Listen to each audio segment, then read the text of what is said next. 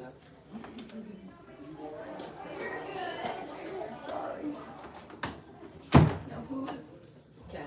He's the one that does all our social media. Oh, okay. He's just been helping out with the field trip today. He most of the time is in and out, in and out, in and out, checking the cameras all the time. I see him on the lives all the time. It's nice to have that though, so you ain't trying to do. Yeah. And it, you know, Snuggles? it's your guys' time that I'm focused on you guys, the people that book to do the encounters is what my main focus is. Right. The cameras are just there and sometimes I forget to go back and look at it. He's always interested in what you're doing. No, that's that. This is all. I didn't say anything. I said He's always. He's always. I said he's Oh, always. So, what do you think, buddy? It is crazy how much they don't mind being home. Yeah. Yeah. They don't, it's not only that they don't mind it, they enjoy it. Yeah. I mean, Zoe, as soon as I went in there, she was over in her hammock, but as soon as I stepped in, She she knew. woke up and she started to perk up, and I walked over to her and she immediately started to rub my shoulders. Right. That's just what they naturally will seek out Yeah. after they go through the ambassador. That's how my ferret is. He's like that. And Yeah. if you know he's going to put him back, he'll fly away from you and then come laying back like, no, I'm not ready. Yeah, and that's what Zoe does too. A lot of times, she knows that her encounters most of the time have two people, Right. so she'll transfer pretty easily the first time, just Mhm. over on the next person. But then after the next person, after she's done there and it's time for her to go back up, and she sees me coming, Right. she'll try to go back up in around her shoulders, and she'll hold it extra hard and That's keep great. trying to grab back to him because she knows that Right. I can get her back up. So I try to sometimes, if I don't have anything right afterwards, I'll still try to sit with her for just a little bit longer to teach her that not every time you have to go right Right. back. Sometimes Yeah. I'll, you know, Keep her guessing a little Yeah. bit. because I hate to have to put her back in there, but I have a lot of other things that I've got to do. I Right. mean, I already feel like I need two of me just to take care of the 4 slots that Right. we've got. Right. But you wouldn't think that they would use so much time and everything, but Right. just, I mean, cleaning their enclosures and keeping them here clean. How does that work? You can't be here all the time. So I mean, like, you put in an 8-hour day, or is it like broken up? You gotta be at daytime. It depends. Most of the time I'm here 6 days a week, but sometimes, I mean, I'm already going to be here like 7 days a week, so, Right. you know, engaged to the Right. owner's son, Right. so. So you just kind of do Yeah. your thing. Yeah. And then there's always, you know, on Sundays when I'm scheduled to be off, there's always one specific person that does their things Okay. and that knows what their schedule is, so Right. they try to stick to it on Sundays. Right. And, you know, once we get back from church, I'll come down sometimes and still do their routines. Yeah. Yeah, I'd imagine it'd be hard to break away from it because you're so, yeah, Yeah, I'm sure you're pretty attached. yeah. Now, maybe a weird question, but can they breathe through their mouth and their nose like we can? Yeah, okay, I assume they could, but. Yeah. He just looks like he's a mouth breather all the Yeah, time. yeah, I noticed his mouth was hanging open. Yeah. And he has always done that. And the breeder, we were talking to his breeder the other day and telling him about his little burps that he still does, where Mhm. he'll leave his tongue sticking out or his mouth will hang open, or he still wraps himself up in the towel like that when he sleeps. And the breeder told us that if he's still doing all of those things at a year old, that's probably going to be something that he continuously Right, does it's just throughout his life. personality, yeah.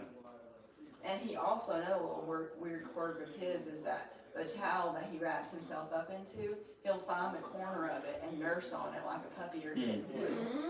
And it doesn't make sense though for a sloth to do that because sloths only nurse from their mothers for roughly a month. Right, And then they nutritionally can be weaned. They just stick with the mother for longer than that to learn how to be a sloth, you know, how to climb, what to eat and what Right. not to eat, because like I said, they can't just eat any of those Right. leaves.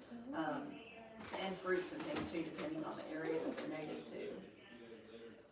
so are those trees that they eat from, are they pretty, a lot of them in the rainforest? There's a lot of, that's the Because I would main worry tree. about them, you know, Yeah. like us humans destroy everything. Well, that's the thing, is that they're not endangered. The 3-toed sloths are closer to the endangered list Right. than the 2-toed, but their habitat definitely is. And Yeah. so the rainforest is ever shrinking. Right. We're cutting more and more of it down every building. day. And the sarcopia trees, you know, that's the main tree that grows in the rainforest. Mhm. But with having the 3-toed sloths, like if we were to keep 3-toed sloths in captivity, like that one that has them in Texas, if they're importing those leaves, then that's just damaging even more Right. the rainforest there. Because Right. you know you'd have to cut down a majority of those trees to actually strip off all the leaves from Wow. those. And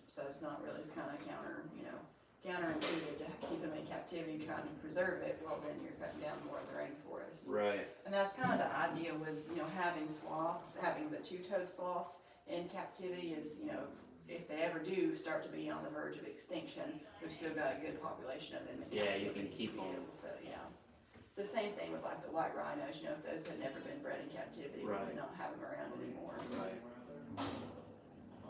Well, it's like anywhere you're like around us, it's like we live out in the country, right? But more and more, it's like, oh, of course they gotta chop all those woods down so they can build another condo. It's like we really need, what I mean? Because then, so where all these animals go, then people complain there's animals all over the road. Like, where do you want them to go? Yeah. You know? Yeah, and that's another issue where they're native to is with the roads being built and everything. With the telephone poles going across the roads, the sloths will try to use those. We've seen videos of that where like people are helping the saws out of the road, or they're on a telephone pole. Yeah, and it's fine as long as they're on one telephone line, but as soon as they get to the end of it and touch another one, that's when it completes the circuit and they'll be electrocuted. And so that can cause them really deep tissue injuries that a lot of times have to, lead to amputation. And that's actually how the breeder that we got, Zoe and Dash from, got his program started. He's a veterinarian, so he's another one of the close contacts that we've got with if we've ever got any questions health-wise. Right. But what started his program was he was working in Honduras trying to rehabilitate some sloths that had been injured from electrocution, and the ones that could not be rehabilitated, which are the majority of the ones that are electrocution victims, then went into captivity, and that's eventually what started his breeding program. So that's been over 35 years ago. So since then he has had generations upon generations upon generations of born and raised sloths in captivity. Wow. And he specializes in his ambassador sloths where he raises like these, but he has an even bigger program full of sloths more like Flash, where they're comfortable being around people, not so much being held. Have you ever been out there? I have not, No, but I really that would want be to. cool. Yeah. But he's really protective about, how many people and who he Right. lets go back and see the things like that. Even though he has a really good relationship with John and Donna, they still have not even seen his entire facility set Yeah. up. Does he own property out there like you own here, kind of thing? I'm sure. Yeah. It's Pretty not cool. it's not open to the public like that, Right, but he is right. USDA certified and inspected by the USDA. Well, probably being over there, he's probably real careful who he lets in. Well, no, he's in the States. He's in Oh, the States. he Yeah, is? he is Oh, not. okay. He is not in Honduras. That's Oh. just where it started. Oh, I gotcha. But he is still in the States. Yeah. Gotcha. Hopefully there'll be somebody that takes over for him once he gets. Yeah. I'd imagine he's probably getting up there in age. Yeah, I'm not sure if he's got any younger interns or what he's got going on there. It's a niche thing. A lot of people want It is, yeah. Not a whole lot of sloth experts, and there's not a whole lot of sloth scientists that you'd think that there would be, and that's why there's still a lot of ongoing research about these guys. Yeah. It wasn't until recently that we realized that sloths can actually move upwards to a mile in a night, and then they usually go back to the same tree. A lot of times people used to think that sloths would just stay in the same tree the majority of the time, because that's the tree that they'll use to go to the bathroom. They always go back to that same spot. Really? Even if they're a few trees over, they have to go back to that same spot because at the base of that tree Right, is they're the dung talking about pile that, where yeah. the moths have repopulated. And if they didn't go back there, the moths that have laid their eggs last week's are now this week's larva. And this week's larva will be next week's adult moths. And so that cycle is always going around and around. The fact that they just know, you know what I mean? Well, and that's the thing is that, how intricate everything is and how well designed everything is for me and my brain, it's a lot easier for me to just point towards that there is a creator that has created everything that we see here today. It's funny you say that because And I say that all the time. I like people that don't believe, and I'm like, so you really think a big boom all of this just happened? came from Look nothing. how, like you're just explaining this. Yeah. Like that don't just And happen. for me, it's a lot easier to explain all of the cool things about sloths and how the sloth-moth symbiotic relationship, rather than to explain all of the tiny little metabolic processes that happen inside of ourselves every single day, just to be able to move, just to be able to breathe and speak and think and learn. I mean, all of it is. I mean, the ecosystem, like so the way our bodies are, we can heal ourselves. Like it's just like that don't just happen. And science is great. I mean, there's a lot of things that have. Well, science is essentially what we've created. Yeah. We called it to figure out what's going on. Exactly. It doesn't. But those thoughts have had to come from somewhere. Right. Exactly. Right. Right. Yeah. It's just it's harder for me to understand that people can't believe that Yeah. than it is to create It's like this they're looking for an out. They're Right. looking for a way to point that there's not a God, there's not a creator that Right. knows everything. Yeah, you almost have to kind of create something in your head Mhm. because to me that doesn't make sense Yeah. as much as they say that don't make sense. You know what I'm saying? But, Yeah. yeah, it's crazy.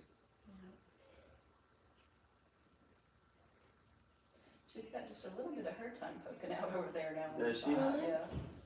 I hear she's getting sleepy. Well, she just Yeah, touched just us kind of and then. slouching down, like you were saying. She'll kind of curl into a ball or whatever. Yeah. And she will a lot of times if she's down low in somebody's lap, she'll curl up and hide her little head over there in the corner of their arm. I know that one place we went to a couple of years ago. I was telling you about. You know, you can hold them or nothing, and she was kind of hanging and tucked like that. And we were giving them their food or whatever, the feed them on a stick. And they just put it right there because you couldn't even see the face, and all of a sudden you just see the tongue come out and take the food. Yeah. It was funny.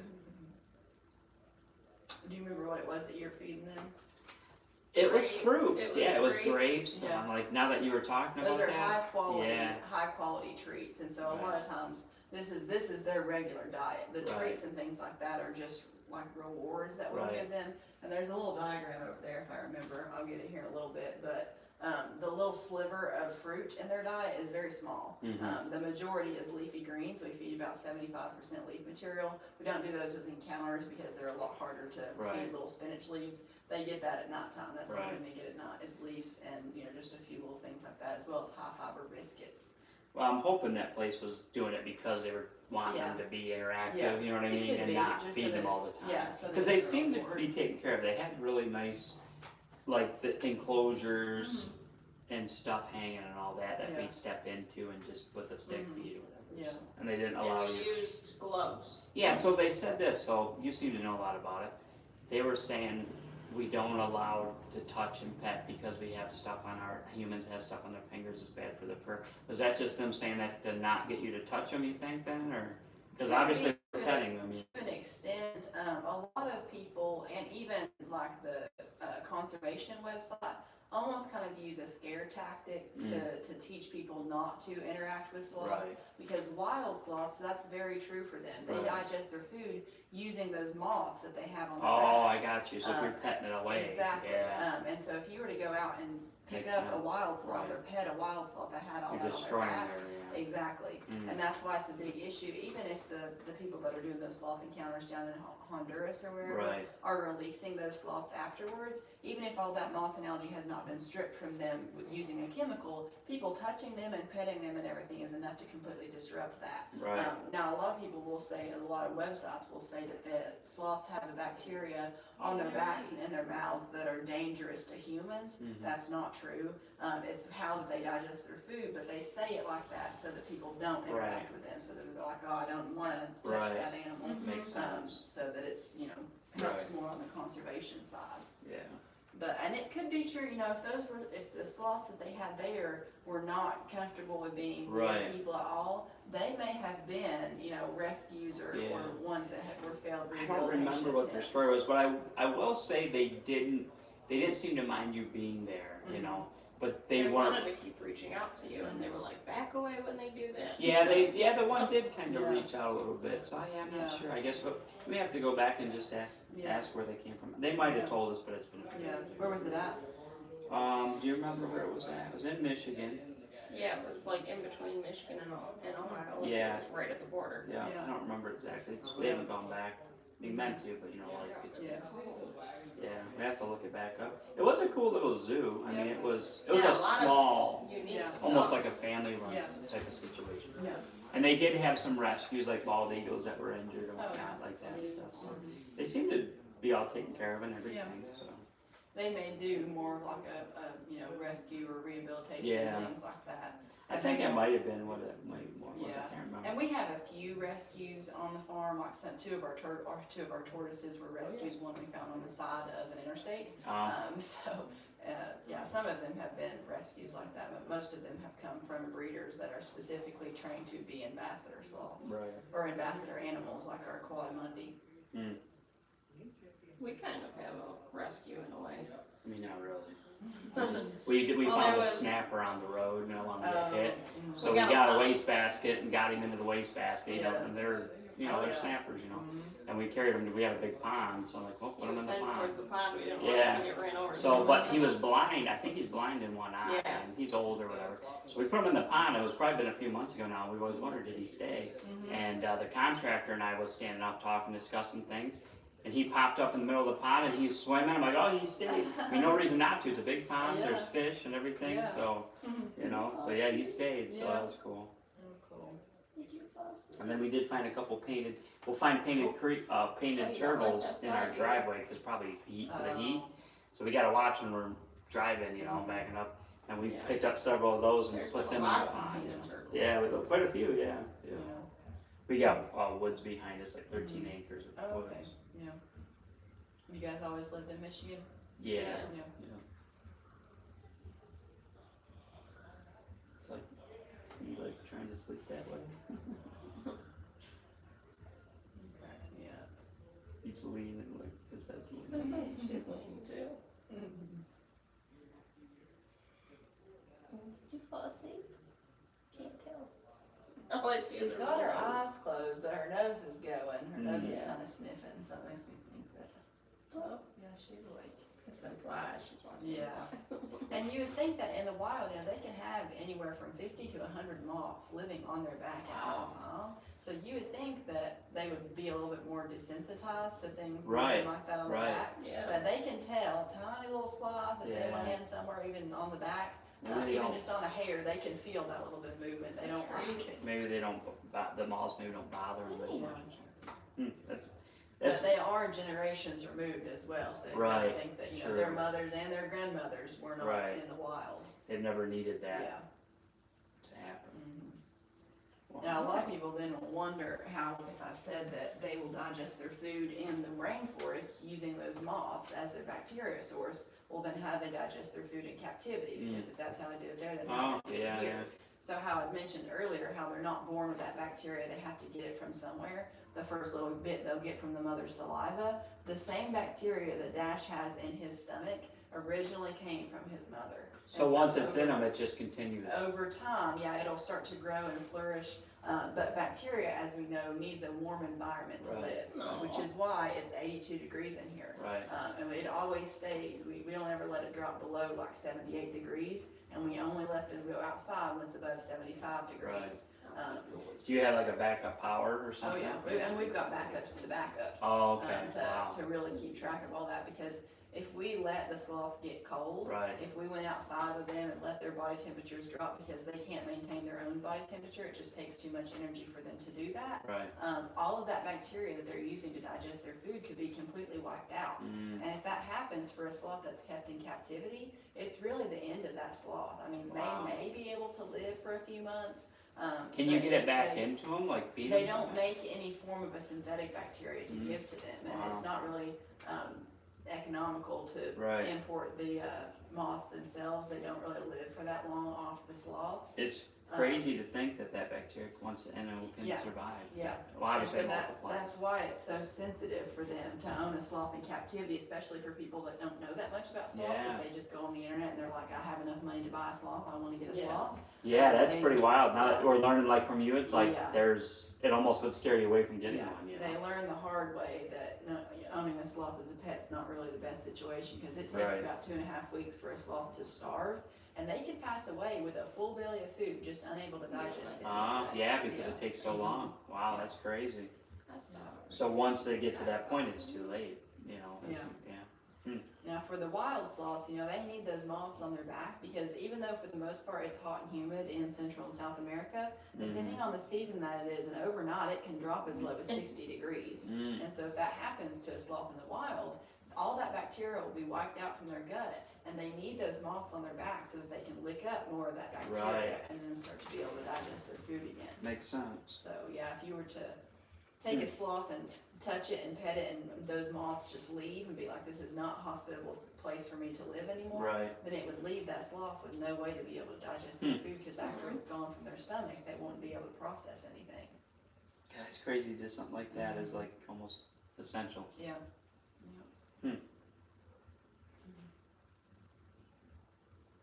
Because as humans, you would get one like, oh, we gotta get it clean.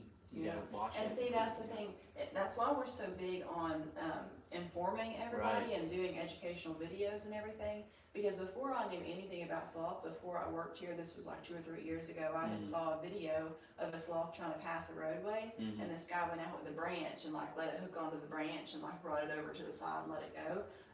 And on the back of that sloth was all this moss and algae, greenery and stuff growing on it, Right. as well as all those bugs and moths like growing all throughout their fur and moving around everywhere. And I was thinking, this sloth is like on the verge of, decease. Like it's Right. not gonna make it for very much longer. Right. Why is it have all this growing on it?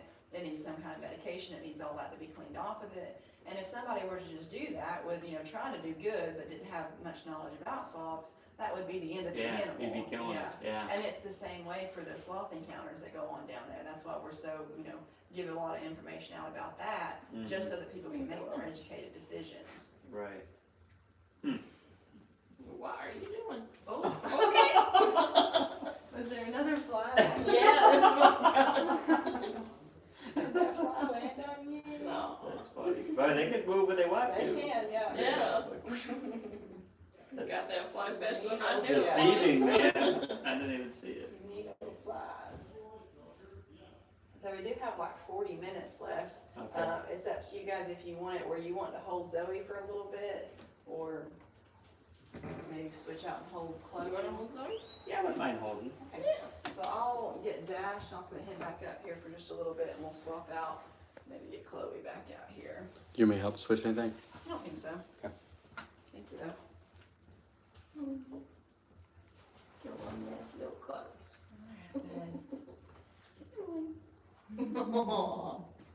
Create that, That's just so grab cool. and climb right up, man. That's wild. That's so cool.